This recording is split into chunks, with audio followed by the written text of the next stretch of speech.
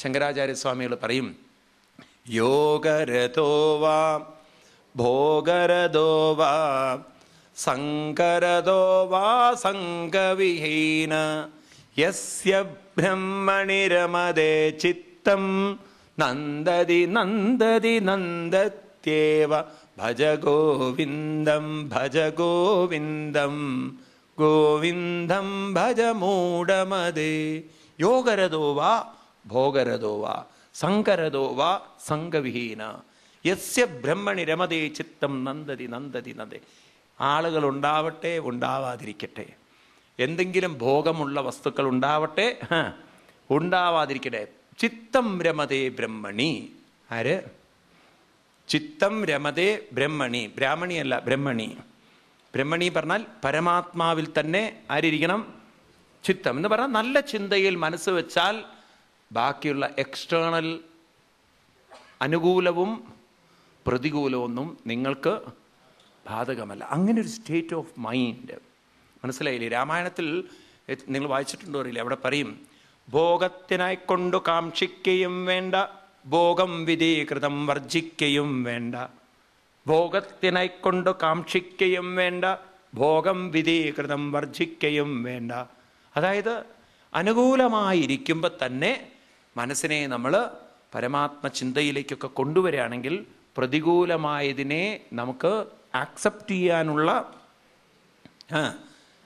കഴിവുണ്ടാവും. ഇപ്പോൾ നമ്മുടെ ഒരു ലൈഫ് എന്താ പറയുക, ഒരു ഡ്രീം ലൈഫാണ്. ഗവൺമെൻറ്റിൻ്റെ ഡ്രീം പ്രൊജക്റ്റ് പോലെയാണ് നിങ്ങളുടെ മനസ്സ്. എല്ലാം അനുകൂലമായിട്ടിരിക്കുമ്പോൾ നിങ്ങൾ അതിലിങ്ങനെ മുഴുകി മുഴുകി ഒരു ഡ്രീം കണ്ടുകൊണ്ടിരിക്കും. ഈ അനുകൂലമായത് എന്നും ഉണ്ടാവുന്ന കുറേ കഴിയുമ്പോഴാണ് നമ്മൾ മനസ്സിലാവുക അനുകൂലമായതെല്ലാം കുറേ കഴിഞ്ഞാൽ പ്രതികൂലമാവണം. കാരണം കുട്ടികളൊക്കെ കല്യാണം കഴിഞ്ഞ് ദൂരെ പോവും, നിങ്ങളാണെങ്കിൽ ഹെൽത്ത് വൈസ് ഇത്തിരി മോശമാവണം. ഇതൊക്കെ പ്രകൃതിയുടെ നിയമങ്ങളാണ്, ആണോ?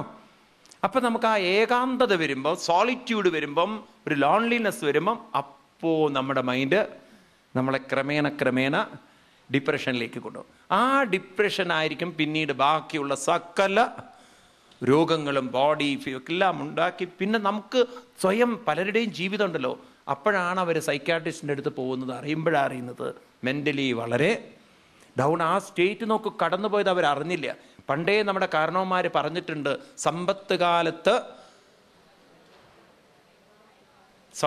കാലത്ത് തൈപത്ത് വച്ചാൽ ആപത്ത് കാലത്ത് കാപത്ത് തിന്നാന്നാണ്. പക്ഷെ പാലക്കാടുകാരത് കാവുത്ത് തിന്നാന്നാക്കി.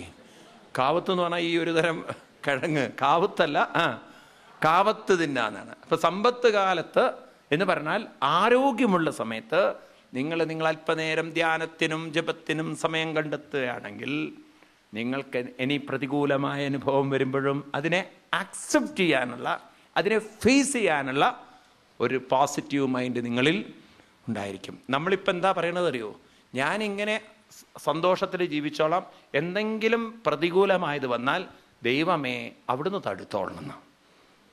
ഇപ്പം ദൈവത്തിൻ്റെ ജോലിയാണ് എനിക്ക് വേണ്ടാത്തതൊക്കെ വന്നാൽ അദ്ദേഹം തടുക്കുക എന്നുള്ളത്. അദ്ദേഹത്തിന് തടുക്കണ ജോലിയാണ് കൊടുത്തിരിക്കുന്നത്. പക്ഷേ അന്ന് നിങ്ങൾ തിരിച്ചറിയും, പുറമേ നിന്നൊരു ദൈവത്തിനും ഈ കാര്യങ്ങളെ തടുക്കാൻ സാധ്യമല്ല. കാരണം പ്രകൃതിയുടെ നിയമമാണ്, കൂടിയല്ല ജനിക്കുന്ന നേരത്തും കൂടിയല്ല മരിക്കുന്ന നേരത്തും മധ്യയെങ്ങനെ കാണുന്ന നേരത്ത് മത്സരിക്കുന്നതെന്തിനോ നാം വൃത കണ്ടങ്ങിരിക്കും ജനങ്ങളെ കണ്ടില്ലെന്നോ വരുത്തുന്നതും ഭവാൻ 2-4 ദിനം കൊണ്ടൊരുത്തനെ തണ്ടിലേറ്റി നടത്തുന്നതും ഭവൻ. പാവം യെഡിയൂരപ്പ കരുതിയിട്ടുണ്ടാവോ അദ്ദേഹത്തിൻ്റെ ജീവിതം ഊരിപ്പോവുന്നുള്ളത്? ഇപ്പോൾ യെഡിയൂരപ്പ എന്നല്ല, ഊരപ്പ എന്നായിപ്പോയി, എവിടെയല്ലാതെയായിപ്പോയി. നോക്കൂ, നിങ്ങൾ മനസ്സിലാവുന്നുണ്ട് നിങ്ങൾക്ക്? ഇതാണ് ജീവിതം. അതുകൊണ്ട് നമ്മൾ അങ്ങനെ ഒരു എന്താ പറയുക, ഭഗവാൻ പറയുന്നതൊക്കെ ഉൾക്കൊള്ളൂ. നിങ്ങൾ ബോധയന്ത കഥയന്ത, ഇതാണ് നിങ്ങളുടെ ജോലി. എന്താണ് ബോധയന്ത കഥയന്ത? ബോധയന്ത പറഞ്ഞാൽ ബോധത്തിൽ ജീവിക്കുക, കഥയന്ത പറഞ്ഞാൽ ആ ബോധത്തിനെ മറ്റുള്ളവർക്ക് പറഞ്ഞു കൊടുക്കുക. ഭഗവാൻ ഭാഗവതത്തിൽ ഇത് തന്നെ പറയും പരസ്പരാനുഘതനം മിതോകോകഹരം ഹരിം ഭക്ത്യാ സഞ്ജായതാ ഭക്ത്യാ പ്രദീപുത്പലകം തനും സ്മരന്തസ്മാരയന്തശ്ച മിതോഗോഹരം ഹരിം സ്മരന്തസ്മാരയന്തശ്ച. നിങ്ങളും സ്മരിക്കണം, നിങ്ങൾ മറ്റുള്ളവരെ കൊണ്ട് സ്മരിപ്പിക്കണം. എനിക്ക് തോന്നുന്നു ഇതായിരിക്കട്ടെ നമ്മുടെയൊക്കെ ഒരു വിഷൻ. ഈ ഭഗവത്ഗീതയൊക്കെ നിങ്ങൾ അല്പമൊന്ന് നിങ്ങളുടെ കുട്ടികളോട്, ഞാൻ പറയണ ക്ലാസ് എടുക്കാനല്ല, നിങ്ങളുടെ കുട്ടികളോട് സംസാരിക്കുമ്പോഴും അവർ വിഷമങ്ങളും പറയുമ്പോൾ നിങ്ങൾ പറയണം അവരോട്, ഈ വിഷമങ്ങളെക്കുറിച്ച് ചിന്തിക്കുന്നതിന് കാരണം നിന്റെ മനസ്സിനെ അതിൽ നിന്നും നല്ല ചിന്തയിലേക്ക് കൊണ്ടുപോകാൻ നിനക്ക് കഴിവില്ലാത്തതുകൊണ്ടാണ്. അപ്പം നല്ല ചിന്തയിലേക്ക് നിന്റെ മനസ്സിനെ നീ ഒന്ന് കൊണ്ടുപോകൂ. കുറച്ചു നേരം ഒന്ന് മെഡിറ്റേഷൻ ചെയ്യൂ, കുറച്ചു നേരം. അതിന് ആ മൈൻഡിൻ്റെ ഡൈവേർഷനാണ് പല രീതിയിലൂടെ നമുക്ക് സാധിക്കേണ്ടത്. ഞാൻ പറയുന്നത് ശ്രദ്ധിക്കണേ. അതിന് ഒന്നാമത്തെ രീതിയാണ് പ്രാണായാമം. ഈ ബോധം എങ്ങനെയാണ് ഉണർത്തുക എന്നുള്ളതാണ്. ബോധം ഉണർത്താനുള്ള ഒരു ടെക്നിക്കാണ് പ്രാണായാമം. പ്രാണായാമം എന്ന് പറഞ്ഞാൽ ശ്രദ്ധിക്കൂ നിങ്ങൾ, ശ്വാസം എടുക്കുമ്പോൾ തന്നെ അത് ബോധത്തോടു കൂടി എടുക്കുക. ഇപ്പോൾ നമ്മൾ ബോധമില്ലാതെ എടുക്കണത്. എങ്ങനെ എടുക്കണം?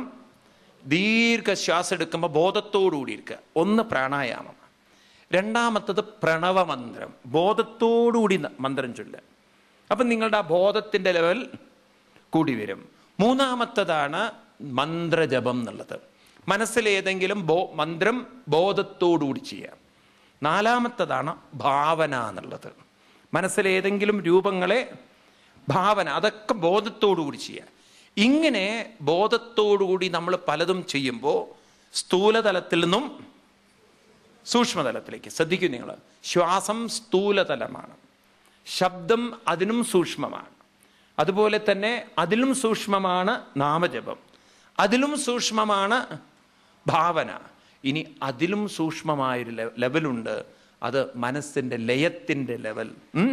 അതൊക്കെ ആ തലങ്ങളിലേക്കൊക്കെ പടിപടിയായി നമുക്ക് ഉയരാൻ സാധിക്കുമ്പോൾ ബോധത്തിൻ്റെ എവല്യൂഷൻ, ബോധത്തിൻ്റെ പരിവർത്തനം കൂടി വരും. ഇതൊന്നുമില്ലാതെ ബോധം കൂടുമെന്ന് നിങ്ങൾ പറയരുത്. ഇതൊന്നും ചെയ്യാതെ നിങ്ങളുടെ ബോധം വർദ്ധിക്കില്ല. അത് നമ്മൾ പ്രാക്ടീസ് മേക്ക് മാൻ പെർഫെക്റ്റ്. ഇതാണ് നമുക്കുള്ള പ്രാക്ടീസ്. അതുകൊണ്ട് ഭഗവാൻ എപ്പോഴും പറയുന്നതാണ്, ഇതിൽ തന്നെ വരും, ഇവിടെ തന്നെ പറയും, മന്ത്രജപം വേണം, ധ്യാനം ചെയ്യണം, കുറച്ച് പ്രാണായാമം ചെയ്യണം എന്നൊക്കെ നമുക്ക് പറഞ്ഞു തരും. നിങ്ങൾ ഒരു 10 മിനിറ്റ് നിങ്ങൾ അതിനു വേണ്ടി ചെലവഴിക്കൂ. എത്ര പേര് ചെലവഴിക്കാറുണ്ട്? നന്നായത്. ടി വിയുടെ മുന്നിലാണോ? അല്ല. ചിലർ പ്രാണായാമത്തിന് വേണ്ടി സമയം ചെലവഴിക്കാറുണ്ട്, പക്ഷെ ഉറക്കത്തിലാണെന്ന് മാത്രം. കാരണം അവരുടെ പ്രാണായാമവും അവരുടെ ഓങ്കാരവും അവർക്ക് കേൾക്കാൻ പറ്റില്ല, മറ്റുള്ളവർക്ക് കേൾക്കാൻ പറ്റും. മനസ്സിലായില്ല? ഉറക്കത്തിൽ കൂർക്കം വലിച്ചുറങ്ങുമ്പോൾ അവരുടെ പ്രാണായാമം അവർക്ക് ബോധം ഉണ്ടാവില്ല. അവർക്ക് അടുത്ത് കിടക്കുന്നവർക്ക് എന്തുണ്ട്? ഞാൻ സ്വാമി ബോധത്തോടുകൂടി തന്നെ അത് കേൾക്കണത്. കാരണം എൻ്റെ അല്ല, ഭർത്താവിൻ്റെ ആണെന്ന് മാത്രം, അല്ലെങ്കിൽ ഭാര്യയുടെ കൂർക്കം വലിയാണെന്ന് മാത്രം. മനസ്സിലാവുണ്ടോ നിങ്ങൾക്ക്? ഈ ബോധമല്ല നമുക്ക് വേണ്ടത് അവനവൻ്റെ മനസ്സിൻ്റെ ബോധം, അത് വേണം. ഏതായാലും ഇപ്രകാരം പറഞ്ഞിട്ട് ഇനി അടുത്ത ശ്ലോകത്തിൽ പറയണു, ഇങ്ങനെ ചെയ്താൽ എന്താ ഉണ്ടാവുക? തേഷാം സതതയുക്താനാം ഭജതാം പ്രീതിപൂർവകം ദദാമി ബുദ്ധിയോഗം തം യേന മാമുപയാന്തി തേ. If someone practices sincerely, what is that going to happen? What will be the effect? What will be the result?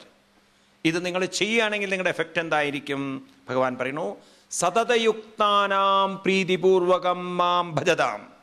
The one who is dedicating himself and one who is completely involving. ആ ഒരു മനസ്സിന്, ആരുടെ മനസ്സാണോ totally ചെയ്യുന്ന കാര്യത്തിൽ involve ആവുന്നത്, പ്രീതിപൂർവകം ഭജതാം. പ്രീതി മീൻസ് ടോട്ടൽ ഇൻവോൾവ്മെന്റ്. അങ്ങനെ ഒരാൾ ഭജിക്കുന്നു എങ്കിൽ ദദാമി ബുദ്ധിയോഗം, അവർക്ക് ദദാമി, അഹം ദദാമി, I will give. That means I will give എന്ന് പറഞ്ഞാൽ പുറത്തുനിന്നല്ല കിട്ടുന്നത്, ഉള്ളിൽ നിന്ന് തന്നെ അവർക്ക് കിട്ടും. എന്ത്? ബുദ്ധിയോഗം. ബുദ്ധിയോഗം മീൻസ്, ബുദ്ധിയോഗം എന്ന് പറഞ്ഞാൽ self awareness, self aware mind, ഒരു സെൽഫ് അവെയർനെസ് ഉള്ളൊരു മനസ്സ്. നമ്മുടെ അവയർനെസ് ലെവൽ ക്രമേണ കൂടി വരും. അതിൻ്റെ പേരാണ് ബുദ്ധിയോഗം. ശ്രദ്ധിക്കണേ, ബുദ്ധിയോഗം. ഇവിടെ ബുദ്ധി എന്ന് പറഞ്ഞാൽ ഇൻ്റലിജൻസ്.